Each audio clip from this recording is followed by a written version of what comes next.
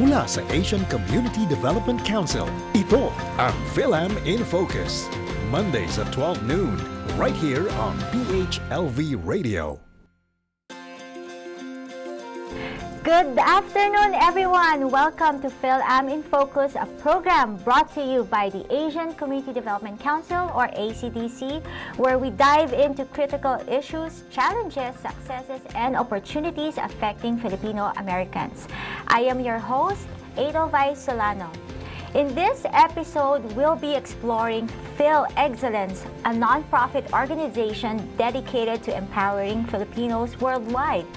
Through its impactful mentorship programs and advocacy initiatives, FilExcellence is uplifting and supporting the Filipino community on a global scale. So stay tuned, mga kababayan, as we learn more about their inspiring work and how they're making a difference. And joining us today on Filam In Focus is Monica Blanco, the Vice President and founder of FilExcellence. And so Monica is not only a passionate mental health advocate, but also a certified trauma-informed personal trainer and a creative powerhouse on social media. With a deep commitment to uplifting the Filipino community, she drives her mission through content co-creation, collaborations, and impactful community events. And when Monica isn't in the gym, you can find her embracing her big 4'10" height. Yes, to all small but mighty kababayans here. And with all the energy of a true panganay with her family, experimenting in the kitchen, booking spontaneous flights, or having deep conversations about the mysteries of the universe. So welcome, Monica, to Filam In Focus. Hello po, ate.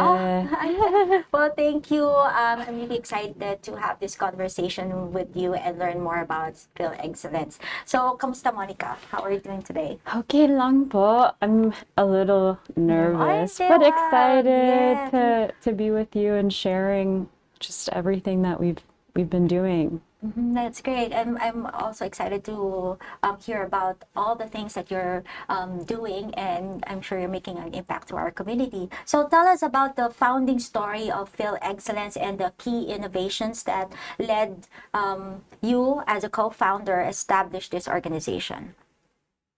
Well, the origin story. It's funny, we recently revisited the origin story at an Astoria event, funny enough. But essentially, FilExcellence started as a result of many things, but really COVID happened. So during 2020, I was on this app. I was invited by my cousin Christine to this app called Clubhouse. Were you on Clubhouse? Are you familiar with it? No, I'm not.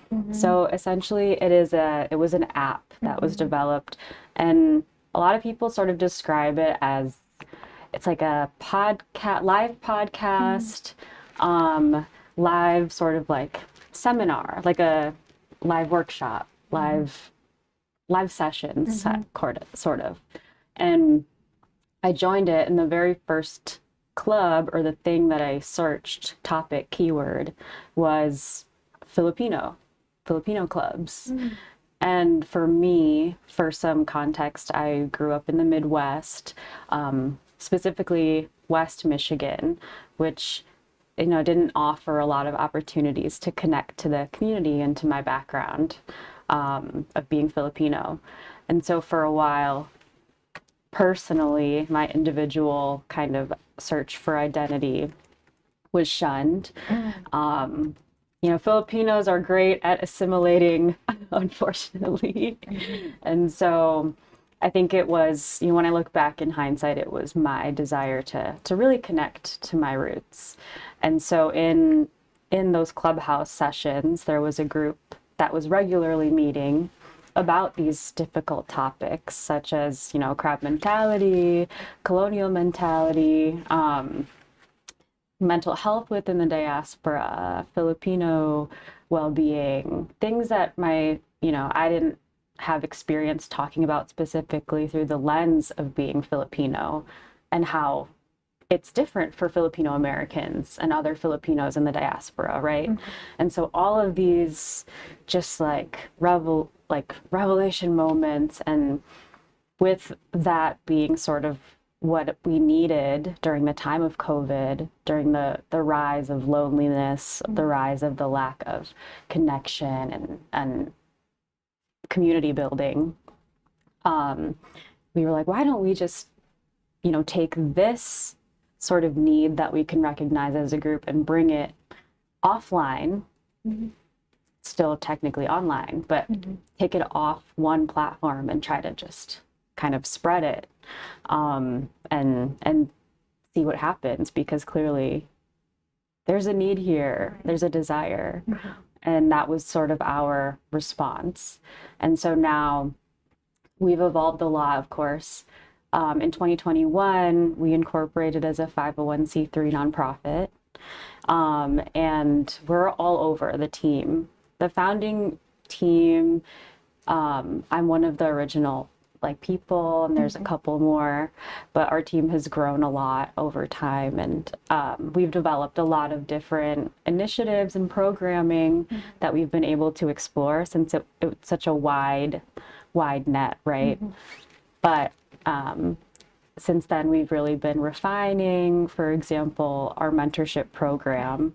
It's been a long process in development, but we realize how much, it does take a village.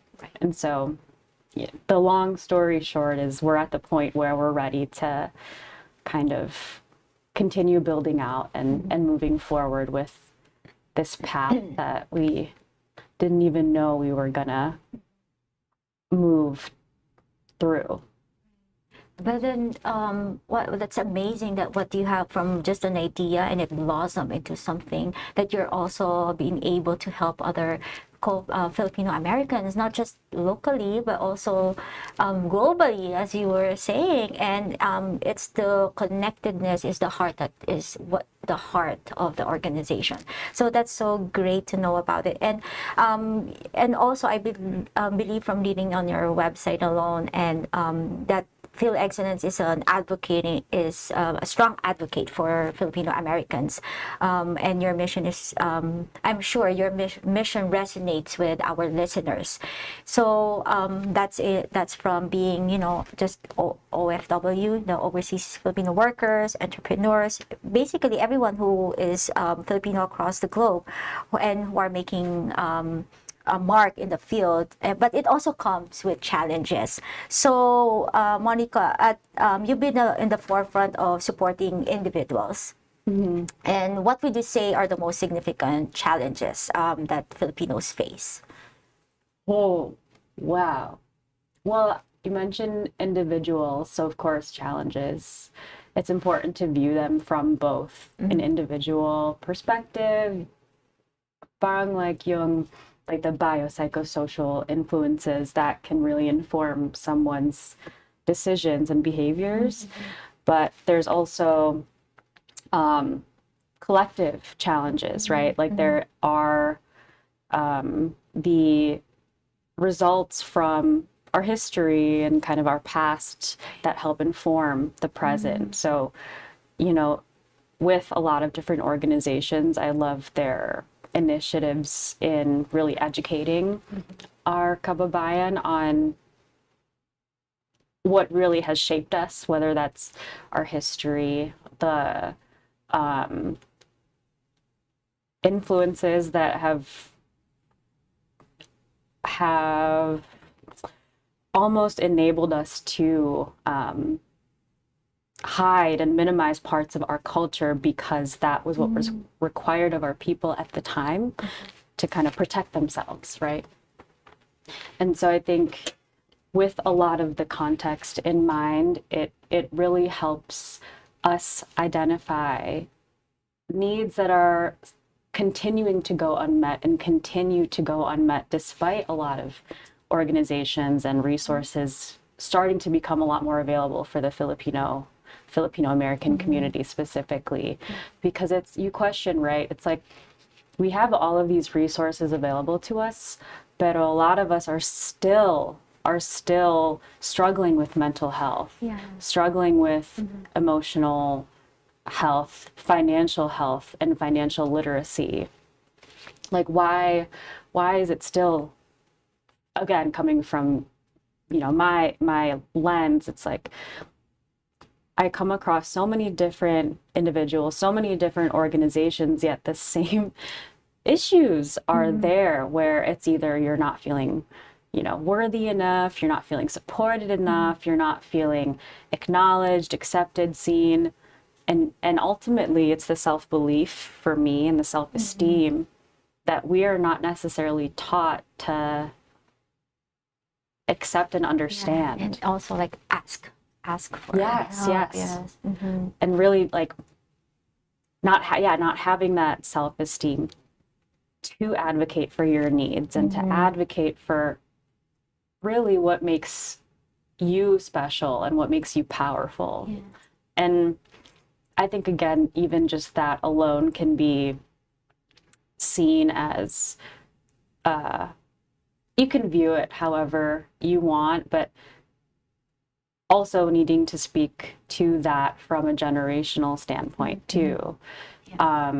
Because, our mission at FilExcellence is focusing on making sure that you're able to care for yourself, your needs, so that you can embody kapwa. True kapwa is caring for the needs of the individual as well as the collective, and how that works in synergy and tandem with each other. It's a cycle. I love that because I always say that because I remember that in one of the sessions, and it was, I believe, from Philippine Nurses Association of Nevada that mentioned that in one of their conferences that you cannot pour from an empty cup.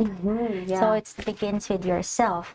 And you touch upon it also, is like, why do we have a lot of issues, but we have a lot of resources, but it's the lack of information, access to those resources, and hindi lahat ng kababayan natin know about where to get those resources. So I believe those are the things that we need to have a platform such as PHLV radio, and also through social media to inform our kababayan that these resources are available for them to access. So and then Monica, FilExcellence, again, aside from advocating for your needs, is also empowering the Filipino community. So how does FilExcellence define empowerment? FilExcellence. So if you look on the back of this sweatshirt, actually, can I see Walbert, do you want to come in really fast and show us? You're our model today. So the back of our sweatshirts say, "From resilience to empowerment." Oh, yeah, from resilience to empowerment. That's amazing. I think, thank you. Thank you. Thank you, our model today. You can order the sweatshirts through me if you'd like. Okay, but, through website, FilExcellence.com. But I think that really speaks to your question of how we define empowerment, because I think a lot of the times you hear resilience, right? What does resilience mean for you, Ate? For me, it's being able to, no matter what life difficulties or life throws at you, you're able to survive and stand with your head held up high. Okay.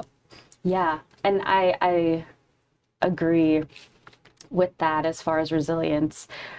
For us too, I think, as I'm growing up, I recognize all of the challenges, of course, my parents had to go through. I'm second generation, they immigrated here. And you always hear of Filipinos and how resilient they are. And it is, and continues to be an honorable trait that we all resemble as a people in its own right, and that many of our people have had to really embody in varying levels. But there's also, you know, the other side too, where yes, we are resilient, but yes, because we had to be, our people had to be resilient because of those challenges that we were facing and didn't have a choice ultimately. And in a way, it's like, well, why do I have to be resilient? Sometimes it's okay. Resiliency can also come in many forms. It can come also in the form of rest. And so true empowerment is that feeling of care. It's back to our mission, that you feel inspired to pursue your true calling, your true desires, and your true whatever aligns with you. Your purpose. Yes, your purpose and fulfillment. And that is the essence of, you know, being Filipino, right? Is really embodying those gifts and contributions. Yes, yes. Yeah. What's a beautiful definition. And as a woman, and I'd like to hear your perspective also. What does empowerment mean to you on a personal? On a personal level, empowerment, I can describe how I feel like empowerment is. Other words to me too is when I feel aligned, like when I really feel, it's almost like spiritual in a way. I don't know how to describe this feeling of I'm in the right place at the right time, and I have the tools and resources to take the inspired action that I need in order to fulfill whatever dreams or goals that is, because that's also, again, on a personal level, it's like the call from your ancestors, it's a call from those that came before you and those that will come after to keep going, just keep going. Because anytime you're able to feel aligned in the present moment, is a true gift that I feel creates those moments to feel empowered and to be empowered and to move in an empowered way. So you're saying it's like everything is connected. The universe like conspires to for you to be able to do your purpose. Like everything is like connected. Yeah. And then it's like you're also, it's like recognizing your worth, that you're able to make choices and make choices and have control over your life, and recognizing your worth. And I think that's how I see it from your definition too. Yeah, it's like your agency. You have the agency to ask for help. You have the agency to, you know, ask for the help, seek support. Also, put yourself in positions or places, organizations where you can maybe even get closer to that, learn more. I love that. Like you're an agent. Like because you're influencing not just as a panganay, you're not just, you know, being for your siblings, but also an influence to the community. Your influence to your work, to your friends. So like a change agent. That's what they call it. Yeah. Oh my God, I love it's that. very much just like what you're taught in middle school, like leading by example, or. But what even is that leadership that you want to embody too? It's a whole journey, and I think FilExcellence is a community that is there to be with you regardless of where you are, and yeah, just disrupt the way that you were taught or whatever you think that journey is supposed to look like.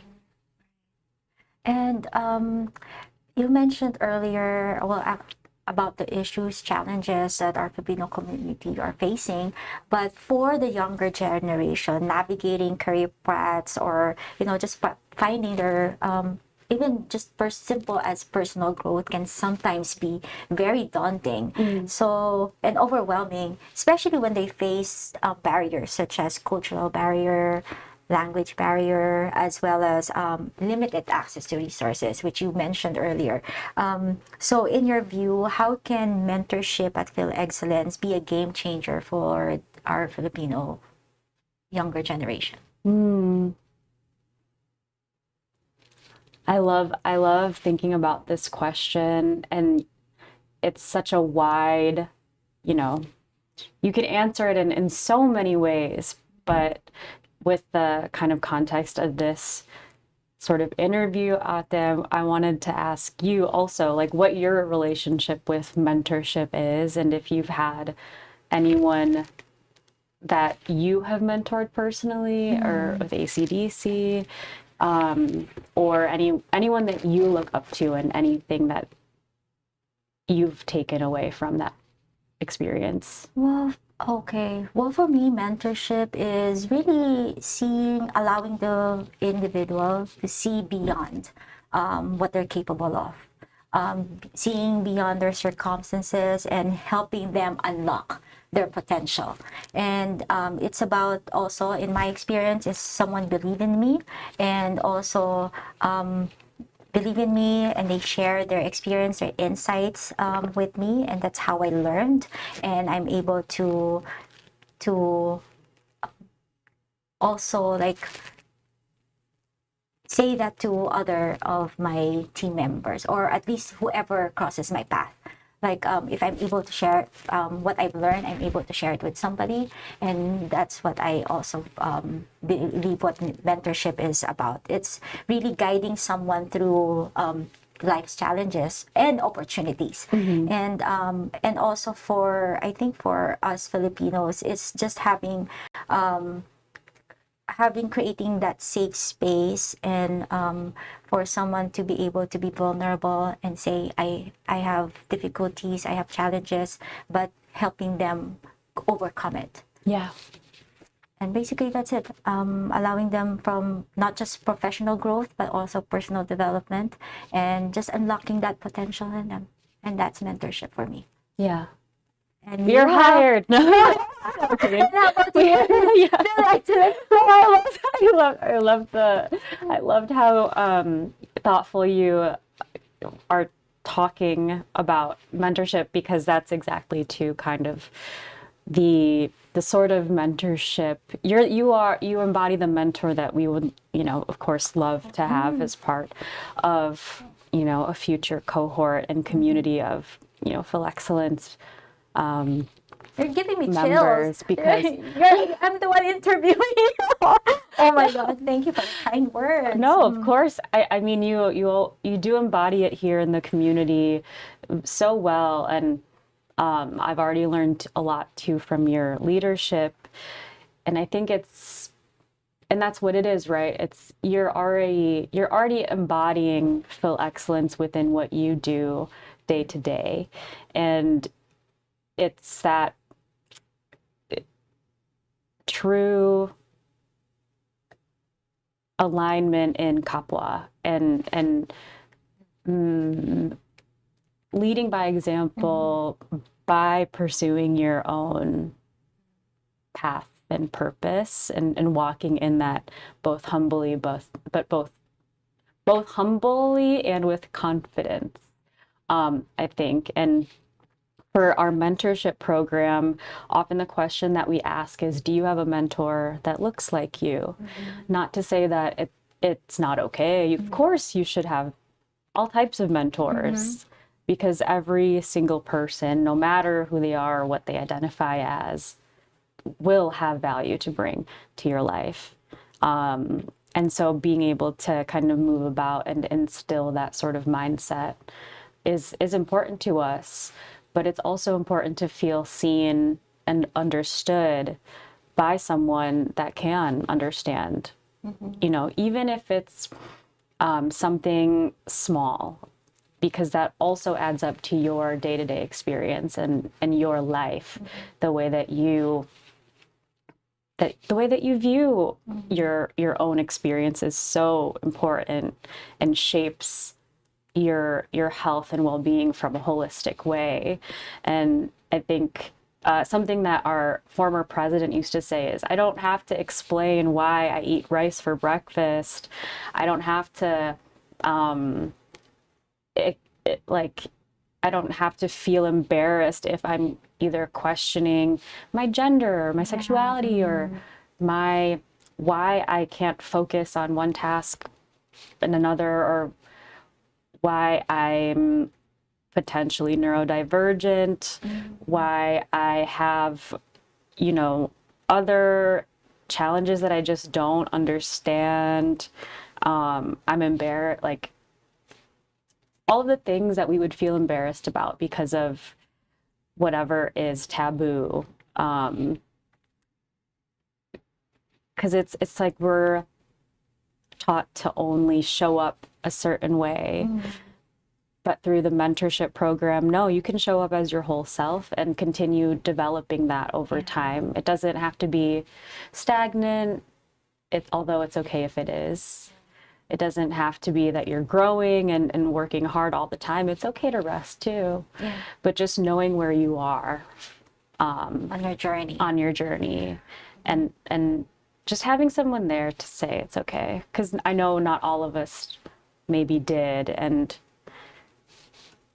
it's just another form of support that's not only one way. It's like the mentor is not only receiving value, it's also the mentee. And I think the mentorship program, yes, formalizes the process, but it's just a framework and a structure to put it in. It's a container to put it in, because I think we've seen that they get so much more. It's peer-to-peer mentorship. There's no sort of power dynamics of someone's below or above you. It's true sharing and true camaraderie. And yeah, it's bayanihan also with the way that we approach it. Oh my God. I love how you mentioned all those Filipino cultural values, kapwa, bayanihan, which is the community spirit, and really humility. I think that you touch upon it also, is that how it actually shapes and guide us. And that's how you support all that framework of mentor and mentorship. It's like bayanihan, values like bayanihan. Also love for family, it's also part of that equation. Yes. Because it's deeply involved in how you approach mentorship at FilExcellence. Yes, yes. Yeah, and that's why organizations like FilExcellence is able to, and also with other organizations that cater to the AA and HBI community and other ethnic communities, is having that culturally and linguistically manner approach when providing resources. Yeah. And that's how you do it. And there's really that core to having those values that you mentioned. Those are the core values of the Filipino culture, and that helps create that mentorship relationship. Yes. Because I think it's valuable to understand, we have organizations like Historia, right? It's no history, no self. They have it on the back of their sweatshirt. Who said that again? Jose Rizal. FilExcellence is another vehicle to that.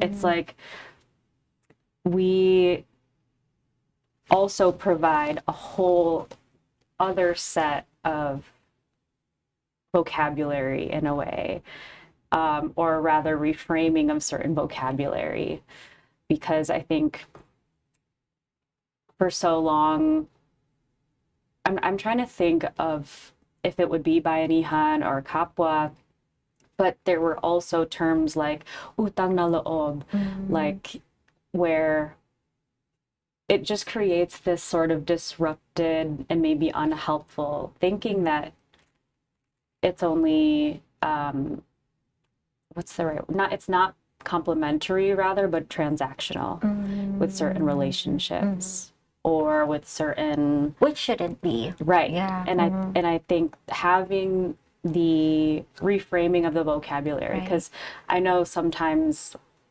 people can approach it in a different way, Yes. and I think whatever approach works for you is okay. But we have those values for a reason, and it's important for us to continue that legacy, Yeah. but make sure that it's not, you know, it's not, what's the right word, skewed, or it's not viewed. Having a different perspective Yeah. only on that term. Yeah, so that we can still embrace them rather than Yes. completely cut them away and Yes. shun them due Right. to how we've kind of evolved in the way that we've viewed some of the values in us. Like, maybe a better example is, of course, you should respect everyone. Elders, yes. But if specifically with our culture, it's respecting our elders. And of course, I believe in that. But you shouldn't also disrespect yourself by not speaking up when you are feeling, you know, disrespected or a boundary has been crossed. And it's easier to say it. It's easier to say it, but it does take some time to. You just need to say it probably in a respectful manner. You can be vocal about it. Just be respectful. Yeah. And having that from someone else that can understand it, I think, makes it easier to take that advice or guidance from mentorship. Yeah. Then so ultimately, actually you summed it up.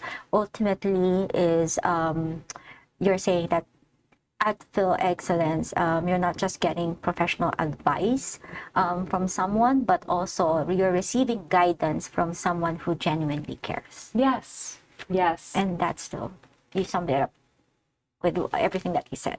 You summed it up. No, It's no, not perfectly. Yeah, well, that's how I understood everything that you said with a mentorship program. So I love how you incorporated the cultural, organization-wide, the cultural values in the mission and vision of FilExcellence. And last Saturday, we had the opportunity to attend Film Nayon's healthy or holistic wellness program? Oh, yes. Where we heard an incredible group of panelists talk about spiritual, mental health, physical, and I'm missing one. Emotional, yeah. Approach on having that holistic health. So what key takeaway was that it should be deeply they're all deeply connected. So as a mental health advocate and a trauma-informed personal trainer, how do you integrate mental health into the work at FilExcellence? Well, currently we actually do have a project.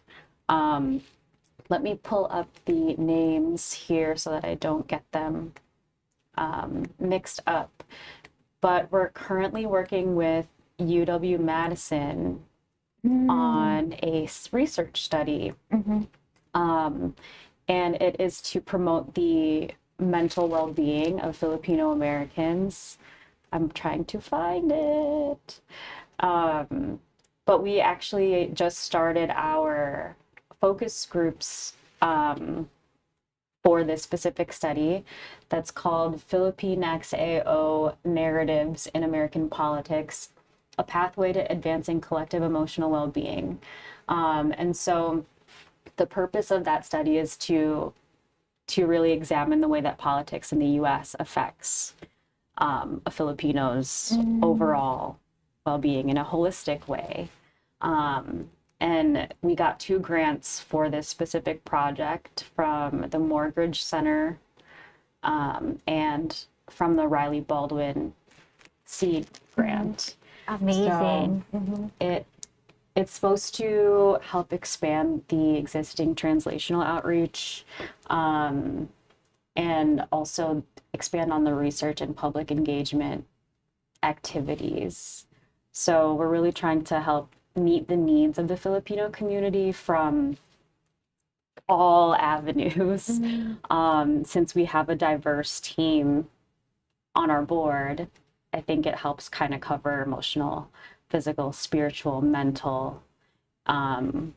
With my background as like the trauma informed, with Audrey Bansell, our president, who instills a lot of the more kind of spiritual themes in her professional development series.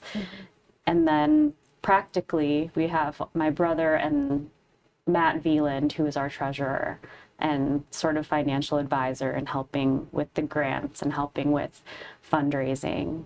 And we have other folks too, like Josh DeLeon, who is a big activist and advocate based in Long Beach, to make sure that kind of all of our initiatives can work well as we kind of work towards the same goal at the end of the day. It's hard, but I almost think we have to operate within the system also in order to make any sort of change. It always starts at home, I guess. So I hope that answered the question. But no, that's great. I mean, our viewers would be able to view that in your Instagram. Yes, So more yes. information. That's great to have those funding opportunities to help your work. And I think what's important is also having that everything is interconnected. And yes, the work may be difficult, but then the rewards of it and having to be able to transform lives is even greater. So I think that's the whole essence of having, making sure everything is you make sure like, all the things that you do are connected to each other, and you bring that to the individual and the community. And you're on social media. Yes. Yes, and you use that. It is a powerful tool. So how do you use that platform, your social media, to uplift the Filipino community and also empower the individuals, Filipino individuals? For myself personally, I've had my own journey with social media. But in that journey itself is when I found FilExcellence. FilExcellence found me, and I think I was really I was able to learn how I could use my talents with social media to leverage those things for positive change in general. By speaking about the lesser discussed, taboo sort of topics, by calling out things like generational trauma, generational healing, and trying to be more of an informer rather than, I guess, an activator. Just because I think while social media can be such a powerful tool for change, and garnering awareness towards those, issues, I think in this process, we have also learned not everyone has the same sort of receptivity to what is shared online, whether or not it's taking things at face value. It's trying to use our voice just to plant seeds, I think, just to plant the seeds rather than activate someone in a way without providing them follow-up resources if they are feeling maybe angry or emotional, which is, again, not a bad thing. It's just, what do you do with those emotions after you've received the message? Right. For example, feeling lost in your identity. There's a lot of people that feel that way. Well, FilExcellence can bring that topic up. But okay, if you're feeling lost, here's some things we have that you can do, but also here's other things that other organizations have that might actually help you even more or better, depending on where you are in your journey. I think it's also just knowing there's something for everyone. But I think in our journey from Clubhouse to online social media, it's Instagram and TikTok, we've, like I mentioned before, tested a lot of different things. We did fundraising for the Stop Asian Hate. We raised money for Vilma Kari to receive the proper help that she needed in New York. And then we did a hashtag Philippine Now global campaign, which reached, I think, 24 million online impressions. And again, all of that was just to help raise visibility of the Filipino diaspora and how, yeah, we talk about Filipino Americans, we talk about the Philippines, but what about the other OFWs or our other people all over the globe that have their own specific needs that aren't being addressed. And we're really just trying to leverage social media to bridge gaps, identify even more issues. Because I don't know, our identity is defined by separation. Like, Philippines is made up of 7,641 islands of separation. And how do you build a sense of collective identity from that with all of our influences? So I hope social media helps bridge it instead of the opposite. Well, you're actually doing using that platform to uplift the Filipino community, and as you said, you're empowering the.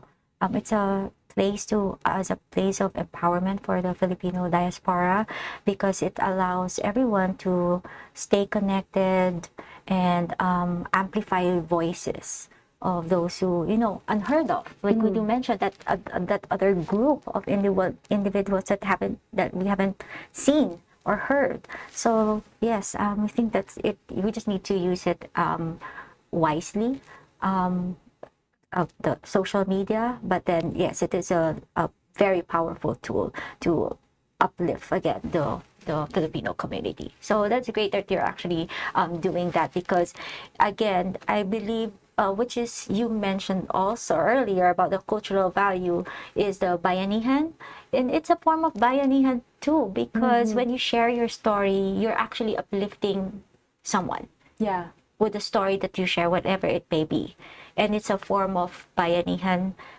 You're helping someone, whether it is a post, an inspiring quote, and that's a tool. That's a powerful tool.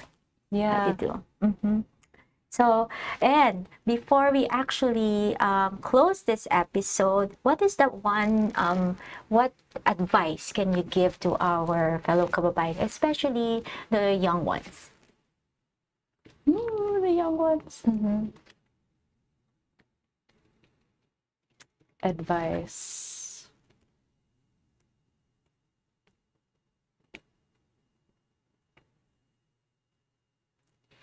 If I were talking to my younger self, You're still young. I'm still so young, and so are you. I think I would say